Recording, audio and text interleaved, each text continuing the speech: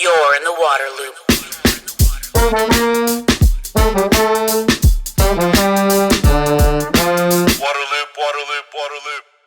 Waterloop is a nonprofit media outlet made possible in part by a grant from Springpoint Partners. Visit waterloop.org. This is episode number 154, Latino Leaders Learn. Despite the direct and often disproportionate impacts of water problems on Latinos in California, there was historically a lack of water knowledge and advocacy by the leaders in their communities. That led to the creation of an organization to educate and motivate Latino local elected officials across the state. This level of government is the closest to the people and the solutions, as discussed in this episode with Victor Griego, president and founder of Water Education for Latino Leaders. Victor explains how the organization focuses on inspiring Latino leaders to care about water issues and giving them the leadership and storytelling skills necessary to create change. The conversation will begin in 1 minute, but first a word about our sponsor, Varuna. Waterloop. This episode of Waterloop is sponsored by Varuna, the decision intelligence tool for water systems. The factors that go into running water systems are more dynamic than ever, but the tools for making decisions are still static. That's why Varuna built a resilience tool that uncovers blind spots, identifies risks, and generates insights, which are all presented in a user-friendly dashboard. There are many risks that water systems have to mitigate. While EPA identifies 10 vectors of risks that water utilities should track, the Varuna Resilience Tool captures 26, including internal and external risks. The tool allows operators to take immediate actions and leaders to make long-term strategic decisions, and is especially helpful for smaller systems. With Varuna, better data means better decisions. Learn more at varuna.city and let them know you heard about it on Waterloop. You're in the water loop. Welcome to Waterloop. Here with Victor Griego. He is president and founder of Water Education for Latino Leaders. Victor, I am really glad to talk to you for this podcast. Thank you for coming on. Thank you. Thanks for having me. So lots to delve into here. Really interested in learning more. Let's just start with basically this organization, Water Education for Latino Leaders. What is it? It's a California statewide nonprofit whose mission is to educate California Latino leaders on the water challenges the state faces. So you're founder of the organization. How did this get started? Why was it created? Why was it needed? What's kind of that origin story, if you will? Well, I guess there's two reasons to why. First is how, and it started with a conversation I had with my daughter, who was a student in environmental science in college, and I asked her what she was going to do with her environmental science degree, and she said that because of climate change, water was going to be critical in California, and that she wanted to spend her time dealing with water. And so I wanted to spend my time with her and her work, her professional work, and so I started doing some research on the water issues in California. This was about 10, 11 years ago, and realized that not only was there's a challenge of water policy in California, but that Latinos were not involved in the water industry and the water policy, and how that was a problem in itself. So both the fact that water was going to be a crisis in the future for California, which as we see today surely is, and the fact that Latinos were not actively involved in the policy or the practice of water management, those two reasons got the organization started. There's a lot of examples out there of how the younger generations clue the older generations into things, right? Like whether it's recycling or smoking or seatbelts or any of that stuff. Here you've got your daughter kind of drawing the connection between climate and water. That's awesome. Yeah, if you want to know what the future is all about, hang out with young people, right? Yeah, absolutely. So talk a little bit more about the officials that you engage with? I think you really work at the local level. Who's part of this? Who do you try to pull into your activities and efforts? Yeah, we had to make a strategic decision on who we would work with because there's so many Latino leaders in California. There's academic leaders, health industry, political, electoral leaders, religious, business, etc. And so we thought that the local elected official, like city council members, county supervisors, school board members, local elected water agency officials, that they would be a target audience that can create a constituency for us that we could do our education and training around the challenges that the state faces in regards to water. So local elected officials that are the local cities, county, school districts, and water districts are the target. And again, we target them because we believe that they're the closest to the people. Many have a policy related authority and responsibilities. So if a city has their own water department, then of course they are responsible for delivering safe and affordable water to their residents. If they don't, if there's a different entity that supplies the water to their constituency, they certainly have a bully pulpit to address the needs of their constituents. And then we also realize that many of local elected officials go on to state positions, election like state assembly members or state senators. Currently there's about 35% of our state legislators come from local government. So they're either former elected council members, supervisors, school board members, et cetera. And so before they go on to the state legislative positions, understanding California water policy is a pretty good thing considering where we are. So those are some of the reasons we target these local elected officials. And I think and maybe you can help me understand also, there might be some history of water inequity, of environmental justice, where Latino communities, Latino populations in California were in situations where they were disproportionately impacted by bad water policy, a lack of clean water, whatever it might be. And so maybe it's important to have the leaders that represent those communities more informed on water policy and kind of the things they should advocate for to try to deliver better water equity and justice for those communities. Is that an element too? Well, there's an irony to your understanding. You're absolutely right. You're absolutely accurate on what you just said. But there's an interesting, ironic twist to that.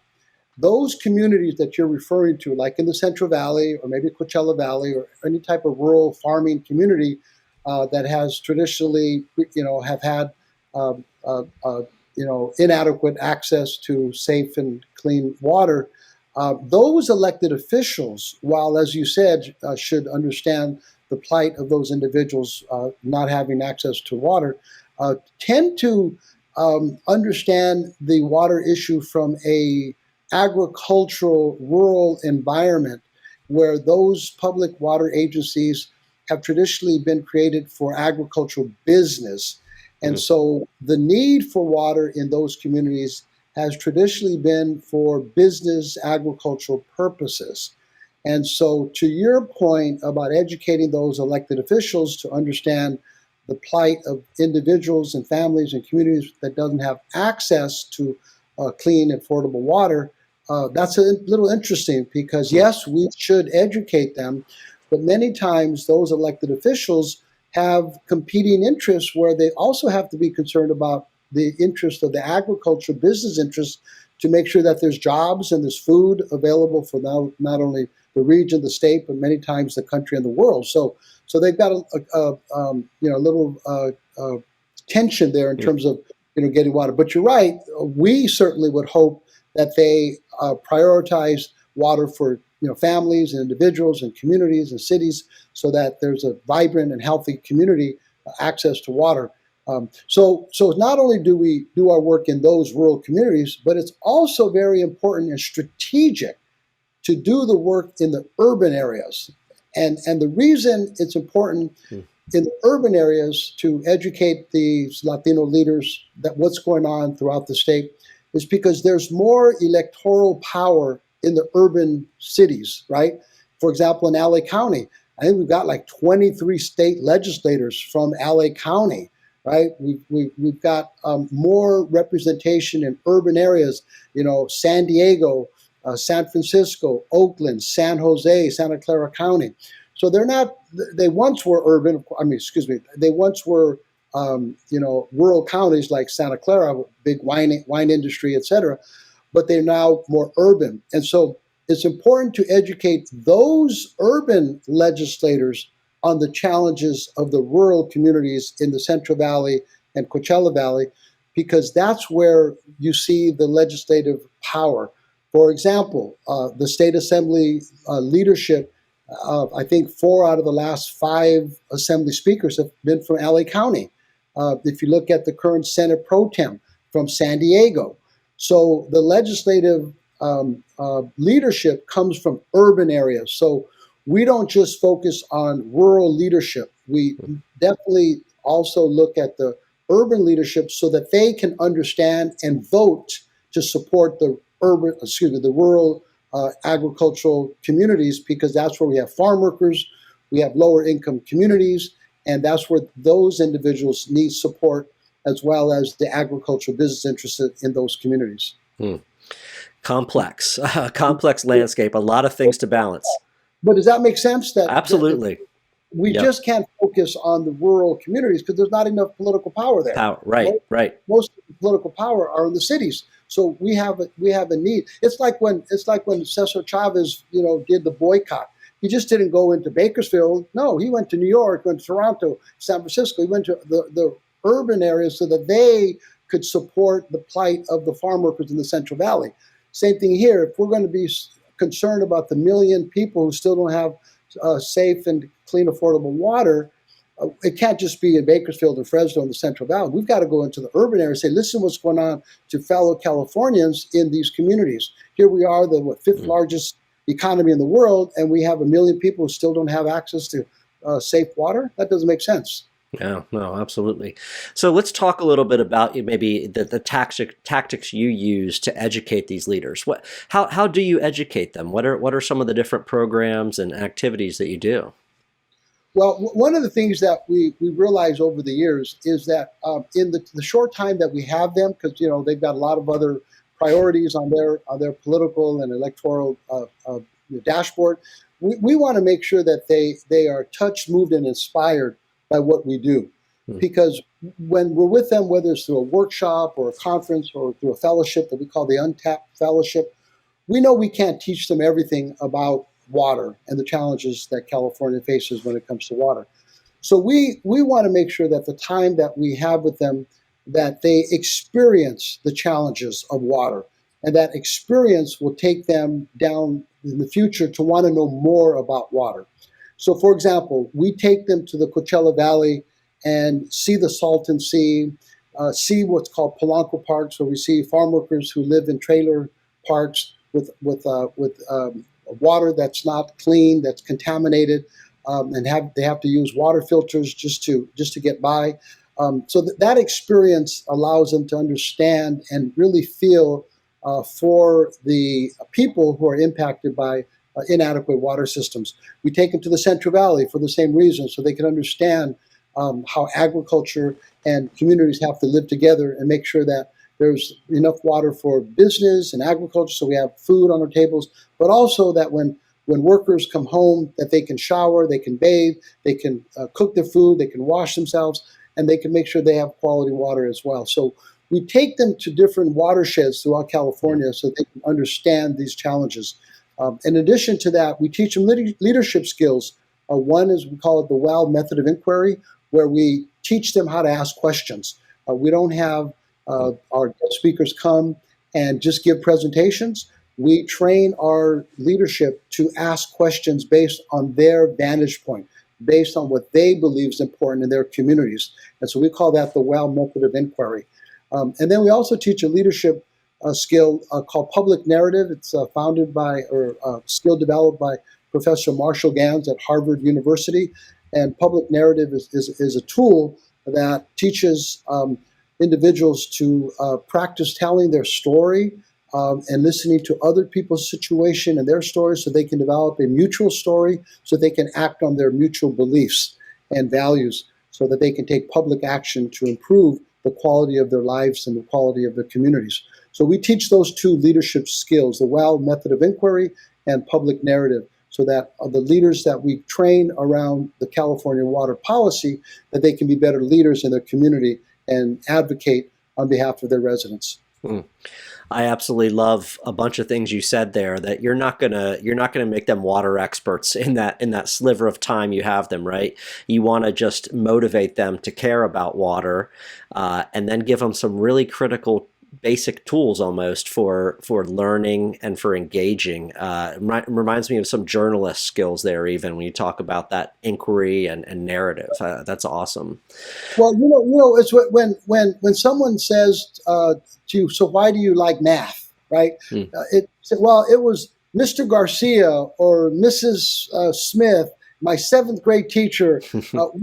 What did you learn? Well, I don't remember, but she was wonderful, right? It was just that experience what got me interested in math.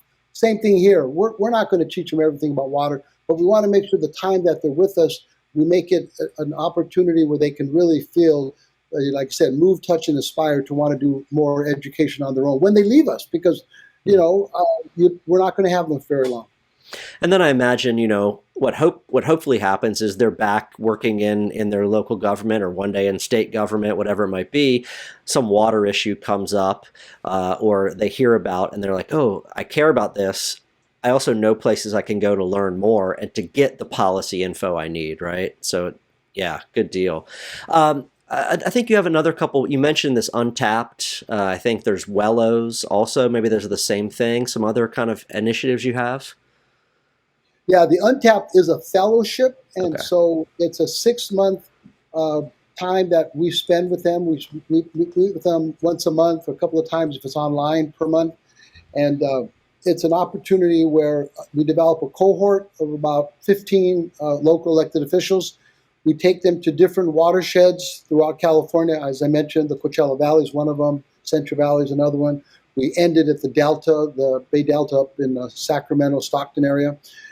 And so they're called Wellos because the participants coined this phrase when we started about 5 years ago. They merged the word fellow and well, and they came up with the word Wellos. So when they go through the process, which we've had now 4 classes, about 45 participants, we consider 45 Wellos who graduated from our program. Well, good stuff. Any examples of the impact that you have had, water education for Latino leaders, by educating these folks, any anecdotes, any specific examples of the impact actually on water management and policy projects and so forth? Yes, great question. I have 2 examples. Number one, in the city of Pico Rivera, which is in Los Angeles County, there was a huge issue with PFAS. PFAS is a green chemical that's used, fire retardant and I believe some clothing materials, and it's found in the water and is a big problem for a lot of small municipal water systems. And so when the problem was found in the city of Pico Rivera, one of our Wellos, Gustavo Camacho, was asked by his city manager to take the lead on the issue. And the fellow council members agreed that he should take the lead because they all said, well, Mr. Camacho, you know about water. You're a Wello. And I remember having a conversation with him, and he said, Victor, they think that because I went to well, I'm a water expert. I'm not a water expert. He said, but I do care about it more than I did before I went to well. And so I did take it on, and I worked with our public works department. I worked with the city manager's office, and I did take the lead on addressing the PFAS. And I think they got like a $7 million grant to help with the cleanup. And so because of his participation in well, again, he was moved, touched, and inspired to take the leadership, but by no means was he an expert.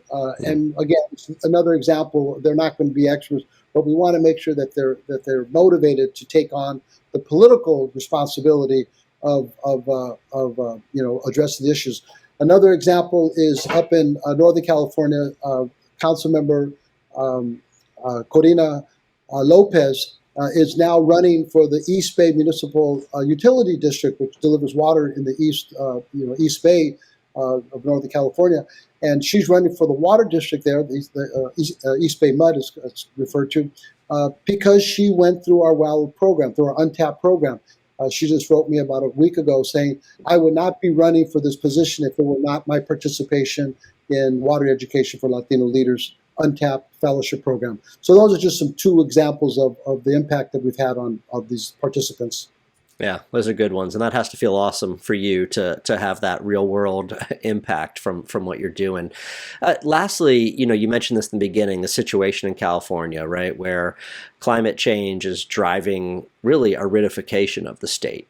There's a lot of talk, it's drought, but I think it's going to be drier in the long term, right? So just what's going on through that lens right now? I imagine there's a lot of pressure on the local officials. They're trying to figure out solutions. Just kind of what's going on from your viewpoint. What role is WELL trying to play with that water situation out there in California? Well, let me just zero in on one aspect of that, okay? Yeah. Government is going to be asking residents, their constituents, for more participation, not just to conserve water in their household or business, etc., but the infrastructure to capture the irregular downfall of water, whether it's through snowmelt or rain. We're going to have to create a different infrastructure to capture water. And that could either be natural infrastructure, like watersheds that retain water naturally and put it down into the ground so the groundwater can be replenished and we can pump up water when we need it, or put it into rivers and lakes where we can draw from naturally, or into dams where we've had historically in the last 60, 70 years stored some of our water. So whatever the method would be, either natural or man-made storage, is going to cost money.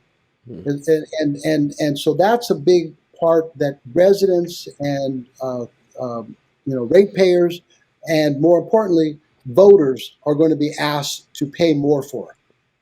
Just like we're paying more for power because of the heat, we're going to have to pay more for water. And so residents are going to be asked to invest in their regular water bill that will go up naturally because there's more money needed for infrastructure, and many of these systems are old. For new water capture systems, which are online right now. So that money is going to be asked either through their monthly bills, it's going to be through taxes, increasing taxes at the local level or the state level, or bonds. We see every 2 to 4 years, there's always a water bond on the ballot. And, I think 80 or 90% of them are passed. So voters are going to be asked to vote on taxing themselves in the future so that we can deal with water.